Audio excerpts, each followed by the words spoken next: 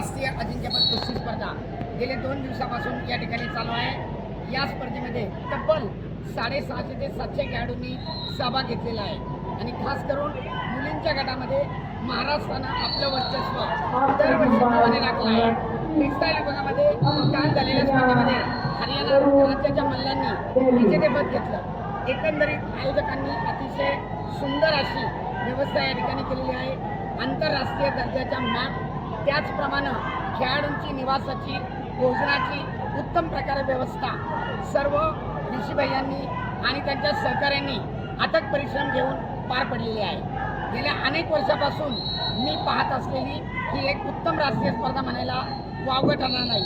महाराष्ट्राचे अनेक उदयोन्मुख मल्ल जसे कोल्हापूरचे पाटील पैलवान माझ्या समवेत आहेत। अतिशय लढाऊ वृत्तीनं त्यांनी आजच्या या सत्रामध्ये कुस्त्या केलेल्या आहेत। आता ते रिपॅचेसमध्ये सहभागी आहेत। त्यांचे वडील स्वतः आशियाई सुवर्णपदक विजेते आहेत आणि कुटुंबाचा वारसा घेऊन ते पुढे मार्गक्रमण करत आहेत। एकंदरीत महाराष्ट्राच्या मल्लांची या स्पर्धेची कामगिरी अतिशय सुंदर म्हणायला काही वावगं ठरणार नाही। तर सर, हा ग्रीको रोमन जे आहे कुस्ती त्याच्याबद्दल थोडी माहिती द्या। फ्रीस्टाईल प्रकारामध्ये शरीराच्या प्रत्येक अवयवाचा डाव प्रतिडावासाठी उपयोग केला जातो, मात्र ग्रीको रोमनमध्ये फक्त कमरेच्या वरच्या अवयवांचा डाव करण्यासाठी आणि डाव रोखण्यासाठी उपयोग केला जातो।